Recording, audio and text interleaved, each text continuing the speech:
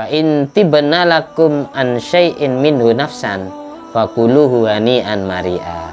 Ketika sang istri rela memberikan secuil dari mas kawin kepada suami tanpa diminta oleh suami, tibna berarti dengan ridhonya hati, legowo memberikannya, bukan karena diminta.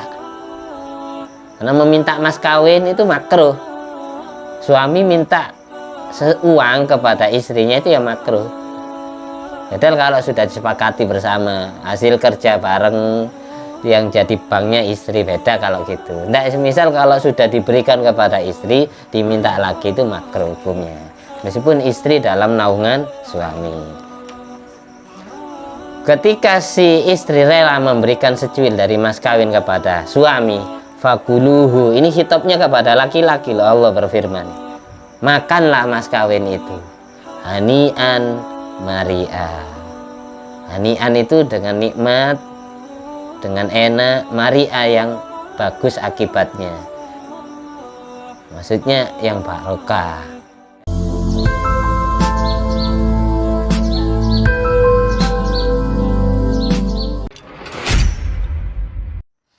Assalamualaikum warahmatullahi wabarakatuh. Alhamdulillahirabbil alamin alladzi bi ni'mati tatimmus sholihat wa bi dzikri sulahai tatanazzalur rahmat wal barakat. Wassalatu wassalamu ala sayyidis sadat sayyidina maulana Muhammadin qutbil qadat wa ala alihi wa ashabil anjumiz zahirat, amma ba'du. Mari kita baca tahiyat bersama-sama. At-tahiyyatu mubarakatuh shalawatut thayyibatu lillah. Assalamu alayka ayyuhan nabiyyu wa rahmatullahi wa barakatuh. Assalamu alayna wa ala ibadillahi sholihin. Asyhadu an la ilaha illallah wa asyhadu anna Muhammadar Rasulullah. Allahumma shalli ala sayyidina Muhammad kama shallaita ala sayyidina Ibrahim wa ala ali sayyidina Ibrahim wa barik ala sayyidina Muhammad wa ala ali sayyidina Muhammad kama barakta ala sayyidina Ibrahim wa ala ali sayyidina Ibrahim fil alamin innaka Hamidum Majid. Melanjutkan kisah para ulama-ulama dan para kekasih Allah yang disebutkan ceritanya di dalam kitab ini sampai halaman 29, diterangkan di dalam kitab Nafahatul Nasim Al-Hajiri. Kita khotoba darwisun minat darwis, telah melamar seorang sufi. Darwis ini kalau dalam Kamus Mu'jamul Wasit istilah bagi orang yang sufi, orang yang menjalankan thariqah sufiyah, thariqah pembersihan hati. Kalau tasawuf itu membersihkan hati, kelakuannya hati. Kalau fikih itu kelakuannya anggota tubuh yang kelihatan mata. Jadi kalau kita belajar ilmu fikih berarti kita diajari kelakuannya tubuh kita, caranya kita wudhu gimana, caranya kita rukuk gimana, sujud itu gimana, ini namanya fikih. Kalau tasawuf itu yang ngajari akhlaknya hati, kelakuannya hati, itu tasawuf. Makanya dawuhnya Imam Malik bin Anas, man tafaqqaha walam yatasawwaf faqad tafassak. Orang yang ngamalkan fikih saja tapi tidak ngamalkan tasawuf, tidak membersihkan hati, tidak ngamalkan kelakuannya hati, akhlaknya hati, maka dia akan meremehkan hukum syariat, dia akan jadi orang fasik, ahli maksiat. Yang penting ada ulama yang memperbolehkan. Prinsipnya seperti itu. Sebaliknya, man tasawwafa walam yatafaqqah faqad tazandak. Orang yang hanya ngamalkan tasawuf tapi tidak ngamalkan fikih, maka sama seperti kafir zindik, sama seperti ibadahnya orang munafik. Kayak aliran kejawen itu membuang syariat, berarti itu tasawuf saja yang diamalkan, fikihnya dibuang. Fikih itu syariatnya. Tapi yang benar itu man tafaqqaha wa tasawwafa faqad tahaqqaq. Orang yang sampai kepada hakikat kebenaran adalah yang mengamalkan dua-duanya. Karena kalau ibaratkan kita makan apa itu, kelapa, minum air kelapa, maka syariatnya, fikihnya maka harus membuka sepet dan batoknya, harus dipecah, baru sampai ke intinya kelapa dan air. Kelapa dan air itu namanya tasawuf. Sementara sepet dan batok itu namanya fikih. Pekerjaan dohir itu fikih. Kalau kita hanya tasawuf, sholatnya asal-asalan, nggak mungkin sesuai dengan sunnah Rasul. Nggak ngerti kalau Fatihah itu diwajibkan, nggak ngerti kalau tahiyat akhir itu wajib bacaannya, nggak ngerti cara sujud yang benar dan cara rukuk yang benar, yang sah. Jadi keduanya harus sama-sama diamalkan. Ada seorang sufi, Amar bin Tamalikin minal muluk, salah satu dari putrinya seorang penguasa, orang raja. Ibaratkan sekarang putrinya bupati atau gubernur atau presiden ya. Fa'ajabahul Malik, lalu sang penguasa itu mengabulkan lamarannya. Ada orang ulama, santri lah bahasa sekarang, santri yang terkenal alim, yang sufi orangnya, ahli ibadah, melamar putrinya raja, melamar putrinya presiden. Terus sama presiden itu dikabulkan lamarannya, diterima lamarannya. Wa qala lahu, lalu raja selaku mertua ya, calon mertua bilang kepada calon mantu yang santri ini, la takdiru ala mahriya, apakah kamu tidak mampu membayar mas kawinnya anak saya? Tidak apa-apa, kamu silakan meminang dan menikahi anakku, tapi apakah kamu sanggup? Oh, santri tidak pernah kerja, pulang dari pondok melamar anakku, dikasih makan apa anak saya? Sanggupkah bayar mas kawinnya? Katanya si presiden itu. Qala, lalu sang santri darwis minat darawis, naam akdir, iya saya insya Allah sanggup membayarnya. Fa akhbarahu, lantas sang raja ini memberitahu, anna mahroha kadza wa kadza, mas kawinnya sekian, qadrun azim, nominalnya besar, minal jawahir, yang berupa mutiara-mutiara, wa duror asaminah, intan permata yang mahal harganya. Karena tidak punya ya, tidak punya uang untuk beli mutiara ini, fasar, akhirnya si santri ini berangkat bihimmatin qawiyatin, dengan cita-cita yang kuat, musammamatin, yang betul-betul citanya keluar dari lubuk hati yang sedalam-dalamnya. Dia bermaksud datang ila sahiril bahri, ke tepi laut. Wa akhadha yaghrifu minal bahri ilal barri, dia punya tujuan untuk menyelam ke dalam laut biar bisa ngambil intan permata, mutiara yang ada di dalam batu karang yang ada di dasar laut, dibawa ke daratan. Ini berjuang betul ini demi dapat wanita cantik.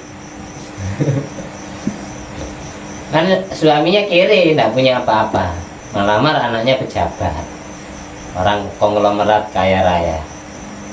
Akhirnya bondo nekat bonek ya, nyelam ke dalam laut demi mendapatkan intan permata. Wa marra alaihi wahid, lalu ada salah seorang bertemu dengan si santri itu. Faqala lahu, si nelayan yang ada di laut tanya kepada si santri yang mau nyelam ini, madza turid, apa yang kamu inginkan, apa yang mau kamu lakukan? Kok berani-beraninya mau nyelam ke dalam laut?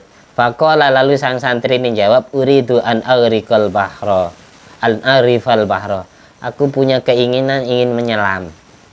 Fa'alqallahu ru'ba fi qulubil asmak, karena dia seorang sufi santri yang tasawuf, dia berdoa kepada Allah, akhirnya doanya dikabulkan. Allah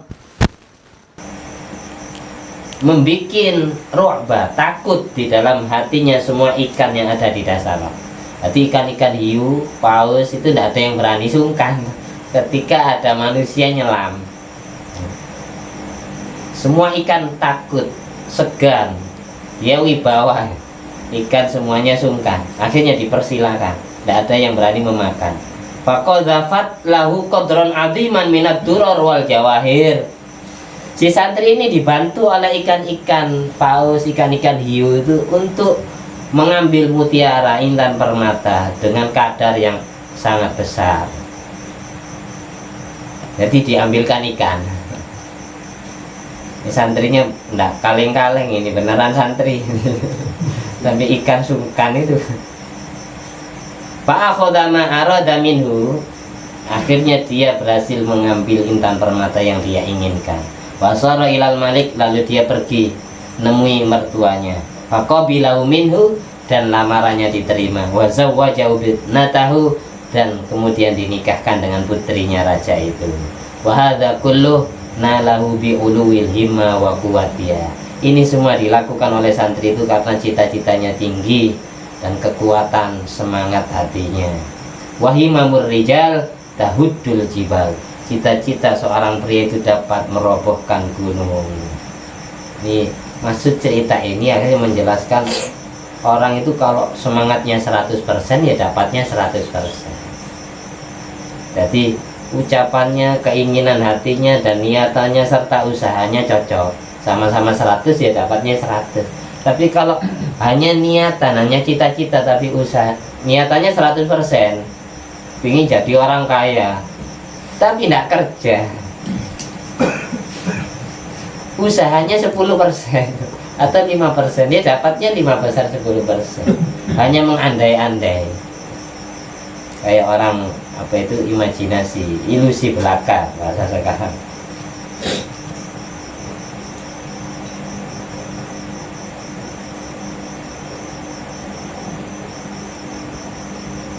Mas kawin itu wanita, kan ada hadis khairun nisa man aksarohunna muhuran, mangkana aksaro arkhosuhunna muhuran. Paling baiknya wanita adalah yang paling murah ngasih mas kawin kepada calon suaminya. Bahasa murahnya jelas nisbat kepada calon suami. Setiap orang itu bahasa murah ya beda-beda. Orang yang biasa megang uang 10 juta ya 1 juta itu murah. Orang yang hanya punya uang 1 juta, kadang punya kadang enggak, 100.000 200.000 itu murah. Bahasa murah yang dimaksud khairun nisa mangkana arkhosuhunna muhuron. Paling baiknya wanita adalah yang paling murah ngasih mas kawin.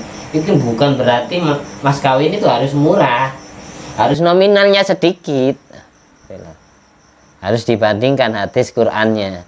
Di Al-Quran itu ada ayat wa atun nisa asaduqatihinna nihlah, berikanlah mas kawin kepada wanita-wanita pada calon istrimu nihlah, sebagai hadiah, sebagai apresiasi, sebagai hal yang membahagiakan hati. Fa in tibna lakum an syai'in minhu nafsan fakuluhu hani'an mari'a. Ketika sang istri rela memberikan secuil dari mas kawin kepada suami tanpa diminta oleh suami, tibna berarti dengan ridhonya hati, legowo memberikannya, bukan karena diminta. Karena meminta mas kawin itu makruh. Suami minta uang kepada istrinya itu ya makruh. Padahal kalau sudah disepakati bersama, hasil kerja bareng, yang jadi banknya istri, beda kalau gitu. Nggak, misal kalau sudah diberikan kepada istri, diminta lagi itu makruh hukumnya. Meskipun istri dalam naungan suami. Ketika si istri rela memberikan secuil dari mas kawin kepada suami, fakuluhu, ini hitopnya kepada laki-laki loh, Allah berfirman, makanlah mas kawin itu hani'an mari'a. Hani'an itu dengan nikmat, dengan enak, mari'a yang bagus akibatnya, maksudnya yang barokah. Jadi disimpulkan sama Mbak Maimun Zubair, uang mas kawin itu uang yang barokah. Ibaratkan sikap ya jimat, jimatnya biasanya kalau dibuat modal usaha barokai.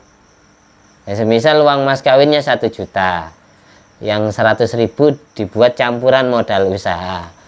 Dia kerja, dia bisnis, dia dagang, semisal modalnya 3 juta. Dari 3 juta ada dicampuri uang mas kawin, meskipun 100.000, 10.000 dibuat syarat. Biasanya usahanya itu barokai, nggak habis-habis, tambah semakin lancar. Ini yang dahulu Mbak Maimun Zubair. Dulu Mbak Maimun ini Pernah saya nyimak beliau dahulu ke santri-santrinya, kalau bisa uang mas kawin itu yang banyak. Karena apa? Uang mas kawin itu barokah. Emang kalau sedikit cepat habis. Tapi kalau bisa dipecah. Saya uang mas kawin saya sampai sekarang masih ada. Masih ada. Karena saya bikin 10 ribuan, 5 ribuan gitu. Meskipun nominalnya jutaan. Nah, tapi ya dipecah tadi buat nanti kebutuhan rumah tangga dicampuri 5.000. Beli apa? Beli TV 5.000, 10.000 buat campuran aja, buat syarat biar barokah. Beli rumah, beli tanah ya campuri uang mas kawin. Itu biasa barokahi. Karena Allah sudah berfirman, kata Mbak Maimun, fakuluhu hani'an mari'a. Itu sebagai bukti kalau uang mas kawin itu barokah. Ngerti jelas ya? Dulu Sayyidina Ali bin Abi Thalib dengan Siti Fatimah Zahra itu aja yang menentukan mas kawin langsung Allah. 300 miskol perak fiddah. Malaikat Jibril turun menemui Rasulullah SAW agar Siti Fatimah Zahra Al-Batul radhiyallahu anha dinikahkan dengan Sayyidina Ali bin Abi Thalib karramallahu wajhah. Akhirnya Kanjeng Nabi langsung matur ke Sayyidina Ali karena yang masih adik sepupunya. Siti Fatimah ke Sayyidina Ali kan paman berarti. Masih pamannya, paman misanan. Paman sepupu. Kanjeng Nabi bilang ke Sayyidina Ali, Fatimah suruh nikahkan denganmu, wahai Ali. Tapi Allah menentukan mas kawinnya sekian, 300 miskol perak. Apakah kamu ridho, rela dengan ketentuan Allah itu? Mas kawin segitu, sanggupkah dirimu? Sayyidina Ali, kalau Allah yang mau, saya sanggup. Rasulullah bayar segitu. Ini sebagai pelajaran bagi kita. Mertua, calon mertua yang menentukan mas kawin itu ya kesepakatan yang perempuan sama bapaknya, ibunya tidak boleh ikut-ikut. Itu yang kedua. Yang kedua, si bapak ini tidak boleh semena-mena karepe dhewe. Anjing Nabi, padahal yang nyuruh Allah, masih ditawarkan sama Rasulullah. Ridhokah dirimu dengan mas kawin sekian? Masih ditawarkan, padahal yang merintah siapa? Mas kawin nominal segitu, 300 miskol perak. Allah kan masih ditawarkan ke Sayyidina Ali calon mantu. Seperti itu kebijaksanaan Kanjeng Nabi. Nggak langsung mas kawinnya harus sekian, nggak kayak itu, masih ditawarkan dulu ke Sayyidina Ali. Seperti itu adabnya, seperti itu. Nggak boleh semaunya sendiri. Jelas ya. Kita lanjut cerita berikutnya. Kanal mun faluti yas'alu benahu wa huwa shaghirun liyagrisa fi nafsi ulu wal himma. Ada seorang ulama Kiai Anmun Faluti bertanya ilmu kepada putranya yang pada saat itu masih bocah, masih kecil. Tujuan bertanyanya bukan tanyanya orang tidak paham, tapi tanyanya untuk menanamkan cita-cita tinggi di dalam hati anaknya. Biasanya bapak tanya ke anak bukan berarti bapak itu tidak tahu jawabannya. Guru tanya ke murid itu biasanya bukan berarti guru itu tidak tahu jawabannya. Karena yang jelas ada solusinya. Ketika Allah ngasih permasalahan kepada hamba, yang jelas Allah tahu solusi dari masalah itu. Karena Allah yang mendatangkan. Ketika guru sama orang tua tanya kepada murid atau anak, yang jelas pasti tahu jawabannya. Tujuannya bukan bertanya, untuk memberikan semangat, motivasi agar anaknya semangat dalam menuntut ilmu, semangat dalam beribadah. Qala lahu marrotan, si Kiai Almun Faluti bilang kepada anaknya, ya bunaya, wahai anakku, turidu antakuna mislaman fil mustaqbal. Kamu ingin menjadi orang yang sukses sama seperti orang-orang yang dulu? Qala lahul ibnu, anaknya jawab kepada bapaknya, uridu an aku namisla kaya abi. Saya pingin jadi orang kayak jenengan wahai bapakku. Lalu bapaknya jawab, qala laula la takul hakada. Jangan sama kayak aku nak. Ojo padha mbek aku nak. Nek iso luwih apik teko aku. Bahasanya gitu loh maksudnya. Jangan sama seperti aku, jangan berucap kayak gitu. Li annani wa ana shaghirun kuntu atamanna an akuna misla Ali bin Abi Thalib. Karena aku masih kecil, wahai anakku. Aku punya andai-andai, aku punya cita-cita ingin sama seperti Sayyidina Ali bin Abi Thalib. Yang jelas kelasnya Sayyidina Ali ini sahabatnya Nabi, tapi aku ingin jadi orang yang sama kayak Sayyidina Ali. Yang jelas nggak mungkin bisa kan. Fal farqu baini wa bainaka sayakunu mithlal farqi baini wa baina Ali bin Abi Thalib. Perbedaanku dengan dirimu, wahai anakku, sama seperti perbedaanku dengan Sayyidina Ali bin Abi Thalib. Kalau bisa punya keinginan, punya cita-cita itu yang di atasnya, jangan yang di bawahnya. Aku dulu cita-cita ingin jadi orang seperti Sayyidina Ali. Nanti paling turunnya akan jadi orang yang hebat, yang kelasnya di bawah Sayyidina Ali. Ketika kamu punya cita-cita, jangan punya cita-cita sama seperti bapakmu ini. Nah, kalau bisa kamu punya cita-cita sama seperti mbahmu, kakekmu yang lebih hebat dari saya. Nanti turun-turunnya ya kayak saya. Orang cita-citanya ingin dapat nilai 100, turunnya nanti 90. Yang cita-citanya ingin dapat 90, nanti turunnya 80. Seperti itu. Jangan sampai punya cita-cita 60, turunnya 50 merah. Itu maksudnya cerita ini seperti itu. Jadi ketika punya cita-cita jangan sampai yang rendah. Nggak apa-apa setinggi mungkin, wes. Nanti turun-turunnya ya tetap tinggi, tapi kelasnya masih di bawahnya gitu. Fakabbiril himmah, besarkan cita-citamu, wandur ila fauqi, lihatlah ke atas. Sarhul Yaqutin Nafis juz 3 halaman 156. Jadi dalam urusan ilmu, dalam urusan agama, dalam urusan akhirat, kita harus melihat orang di atas kita. Tapi dalam urusan dunia kita lihat orang yang di bawah kita.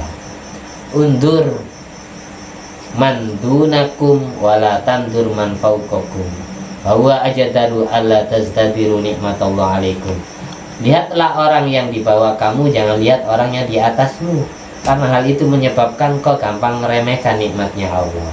Itu kalau urusan dunia lihatnya ke bawah. Tapi kalau urusan agama, urusan ilmu pengetahuan, urusan ibadah, urusan akhirat, lihat orang yang di atas kita. Biar kita termotivasi terus ingin jadi orang yang lebih hebat. Kapan aku bisa kayak situ ya? Wong iku nek tahajud cek khusyuk, nek salat, nek wiritan cek khusyuk, nek ngaji cek cakang. Kapan aku bisa jadi seperti itu ya?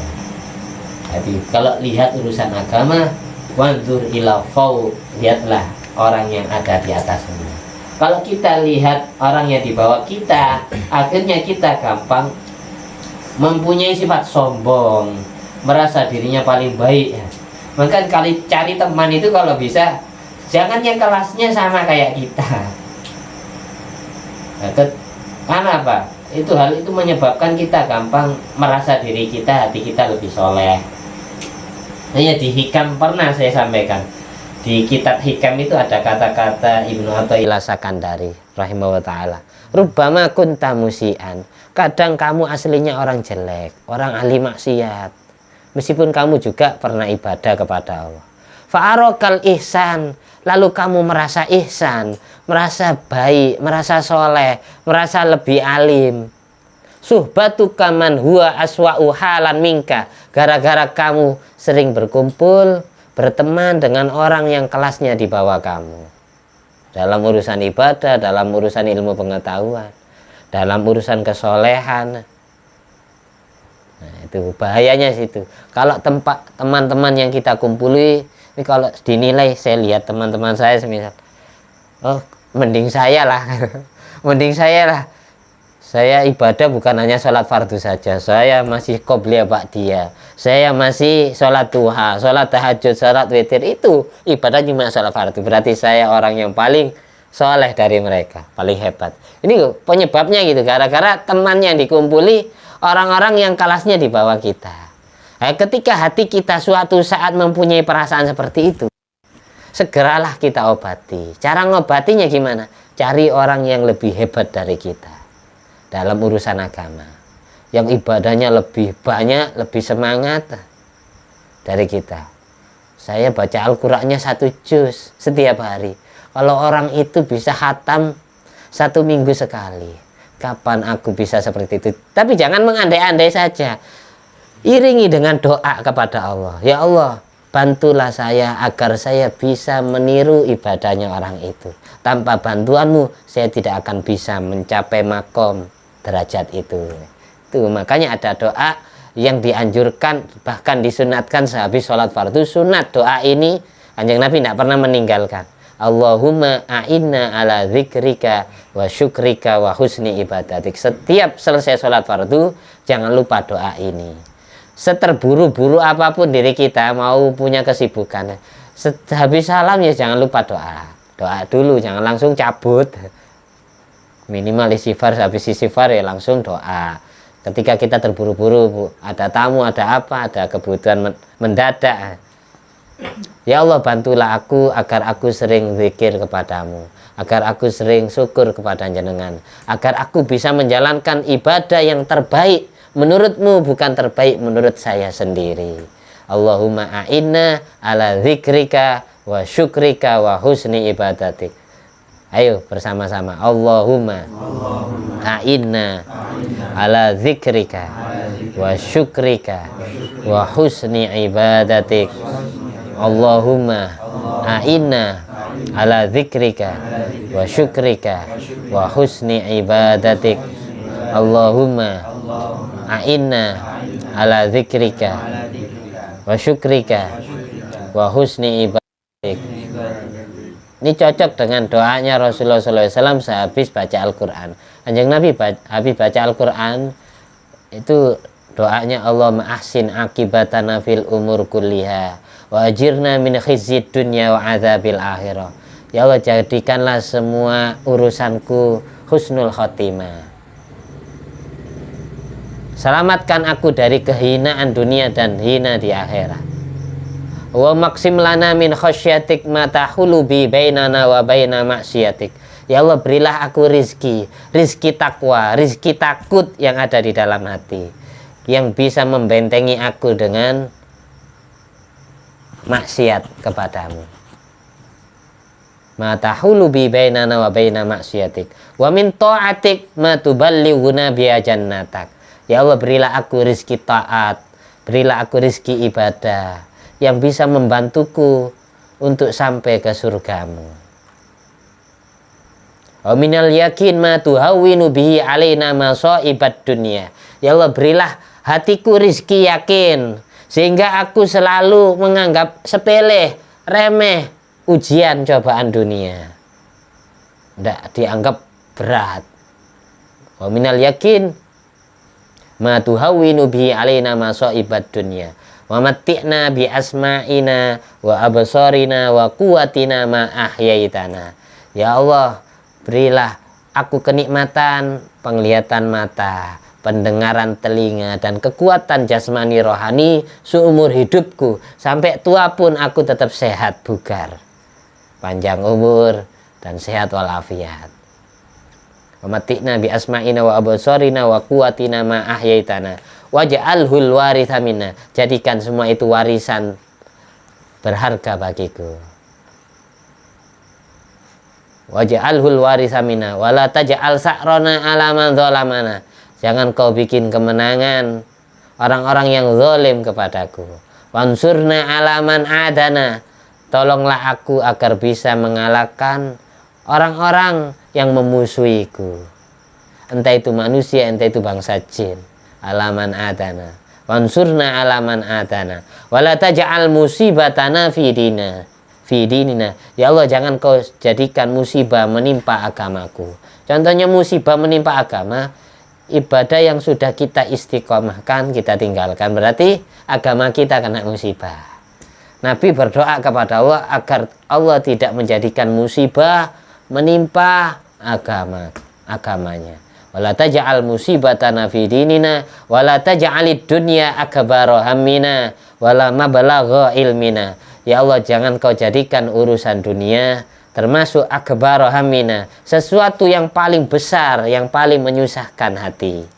Wala mablagha ilmina. Ya Allah, jangan kau jadikan urusan dunia menjadi faktor penyampai ilmu, menjadi faktor penyebab terjualnya agama dan ilmuku. Umum kita Kita tidak mau ngajar kalau tidak dapat gaji besar. Kita tidak mau nolong orang ketika tidak dikasih uang. Ini namanya berarti urusan dunia lebih tinggi dari urusan agama. Menjual agama dan menjual ilmu. Makanya saya lebih cocok ngajar itu bukan profesi, tapi ngajar itu pengabdian murni kepada Allah dan kepada Rasulullah. Jadi tidak pantas guru itu digaji, tidak pantas. Kanjeng Nabi ya dakwah, Kanjeng Nabi itu ya ngajar, tapi Kanjeng Nabi tidak nerima bisaroh. Makanya pesannya Al-Maufula Ki Abdul Syaukat Sirot ya. Kalau bisa besok kalau sudah kamu pulang ke masyarakat, kamu ngajar, jangan lupa nyambi kerja. Katanya beliau, jangan lupa sambil usaha, sambil kerja, dagang apa tak? Nuku tak? Bisnis apa? Yang sekiranya usahamu mengalahkan semua amplopmu, semua bisarohmu. Itu. Ketika kamu ngajar hanya mengandalkan gaji, bisaroh, berarti kamu ngajarnya untuk itu. Kalau ketika hati gurunya tidak ikhlas, maka muridnya juga tidak akan barokah ilmunya. Itu katanya Kiai. Kalau bisa gitu. Ketika kamu tidak dapat gaji, maka jangan kau harap-harap. Ketika kamu dapat, kamu terima. Demi menyenangkan hati orang yang memberi. Jadi kalau tidak diberi, tidak usah diharap-harap. Kalau dikasih, diterima, niat ngelegokno hati ini sing ngekei. Meskipun nantinya kita berikan ke orang lagi. Kayak gitu. Itu pesannya Ki Abdul Syaukat Sirot.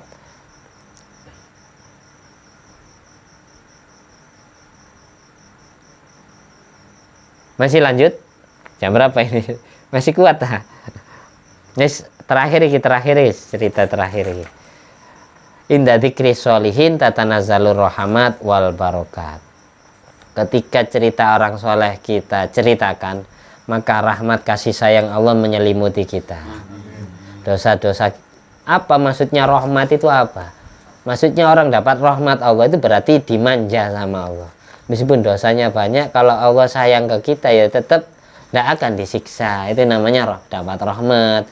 Makanya waghfir lana warhamna wa'fu anna waghfir lana warhamna. Wa'fu anna, hapuslah seluruh kesalahanku ya Allah. Waghfir lana, tutuplah aib kejelekanku ya Allah. Warhamna, manja diriku ya Allah, sayang diriku.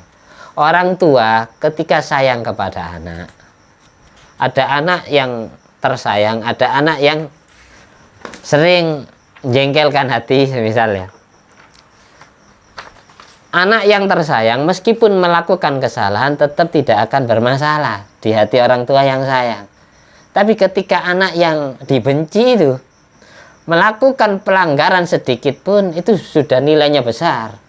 Melakukan kebaikan besar akan dinilai kecil. Paling ono perlu nih kate njaluk duit pi maapi.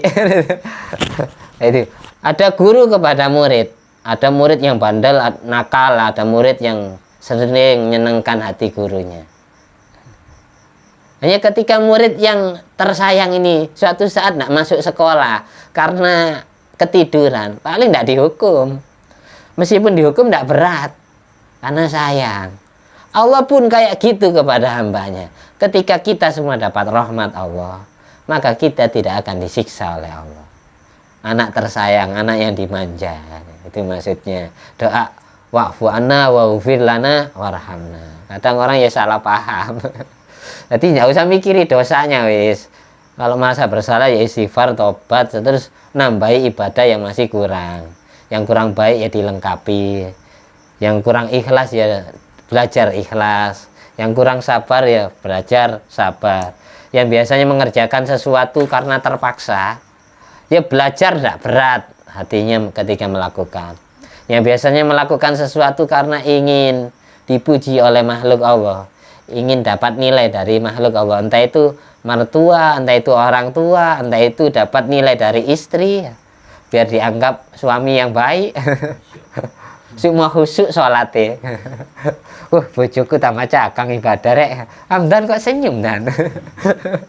Ada perubahan. Nah, ini ada maunya berarti ya. ada maunya, karena nanti malam mau nggarap sawah. Bercanda dan tapi memang kenyataannya gitu, umumnya manusia itu gitu. Manusia itu umumnya pingin dapat ridhonya Allah. Tapi ketika Allah ngasih bala, musibah kepada kita, rata-rata hati kita tidak rela dengan takdir Allah. Iya enggak? Sadar maupun tidak, cita-cita kita ingin dapat ridhonya Allah. Tapi hati kita ketika dapat ujian dari Allah, hati kita tidak rela. Berarti tidak adil kita kepada Allah, tidak adil. Rata-rata yang mengeluh, ngamuk, sabar, ya sumpek ya. Berarti menandakan kita itu sering tidak ridho dengan Allah. Tapi cita-cita kita ingin dapat ridhonya Allah. Katanya Allah, ibaratkan Allah ngomong ya, kamu ingin dapat ridhoku, kamu saya kasih uji, tidak pernah rela dengan keputusanku. Karpe dewe ya. Semuanya sendiri. Ijtihadul ulama fi thalabil ilmi. Ini terakhir kita tutup ya setelah ini. Karena Sayyiduna Syekhul A'imah Al-Mujtahidin Muhammad bin Alwi bin Ahmad Ibnul Ustadil A'zam nafa'anallahu bihim, amin. Ada sebuah cerita Sayyiduna gurunya imam-imam mujtahid, yaitu Sayyid Muhammad bin Alwi bin Ahmad bin Ustadil A'zam. Yang dimaksud Ustadil A'zam Muhammad Faqih Al-Muqaddam. Yang kenapa disebut Al-Ustadil A'zam? Karena beliau guru besar. Kenapa disebut Muhammad Al-Faqih Al-Muqaddam? Al-Faqih karena orangnya alim faqih. Al-Muqaddam karena makamnya di Zambal, di Hadramut, terdepan urutan makamnya, dekat dengan pintu Al-Muqaddam. Semoga Allah memberikan kemanfaatan kepada kita semua, barokahnya beliau-beliau yang ceritanya disebutkan dalam kitab ini. Fi ayyami talabihi, Syed Muhammad bin Alwi dalam hari-hari nyantrinya, hari-hari menuntut al-ilma, ilmu, yutoli ukiro atau filail, beliau memutolaah, membaca, mengkaji dan mempelajari secara ulang semua ilmu yang didapat di siang harinya, dipelajari lagi, dimutolaah lagi filail, di malam hari. Fayastaghriqu ba'dahu, akhirnya sampai beliau mendalami sebagian ilmu yang sudah dipelajari, au jullahu, atau sebagian besarnya. Jullahu itu ake-ake, sebagian besarnya, bukan semuanya.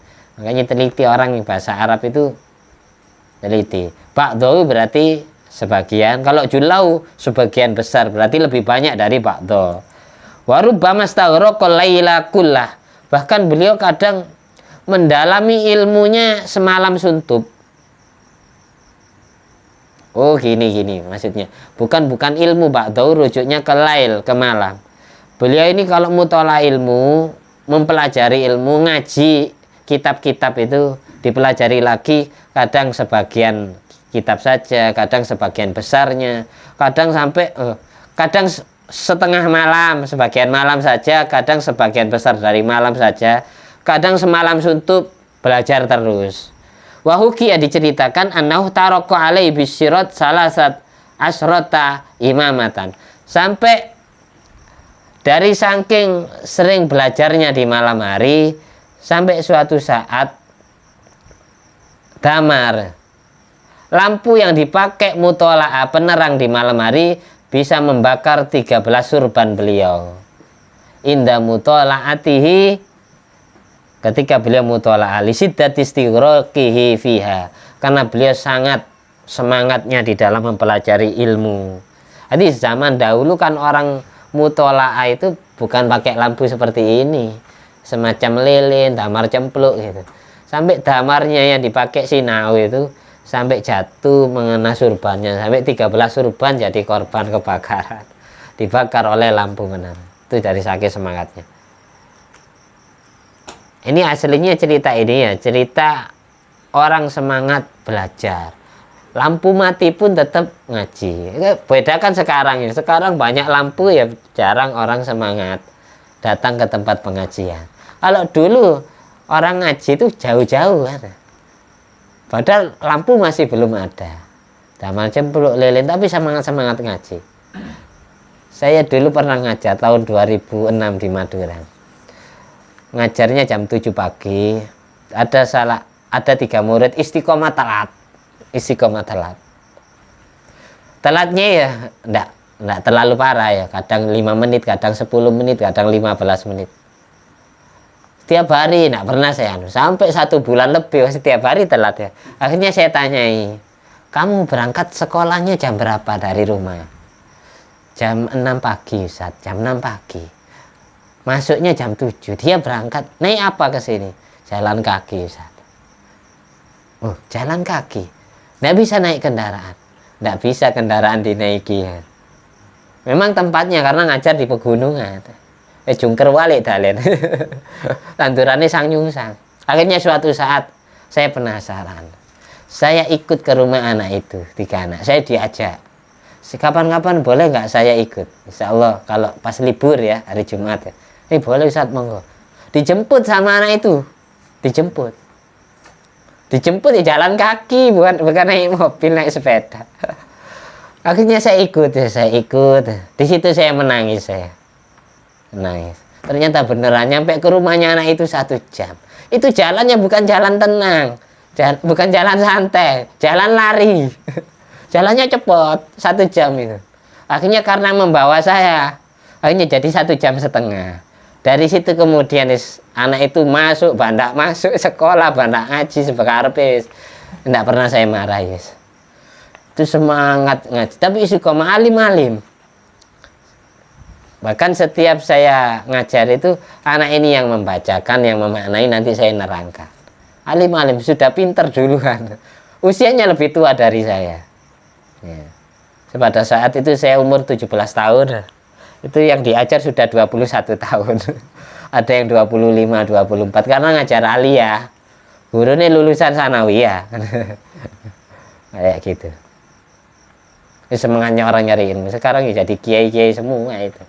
Setiap hari tirakat ngaji bertahun-tahun, jalan kaki 1 jam. PP kan 2 jam. PP 2 jam. Kalau seandainya itu terjadi kepada diri kita, mungkin nggak ngaji ya. Nggak ngaji 1 jam jalan kaki itu dari sini kemana? Pukul ke Gading.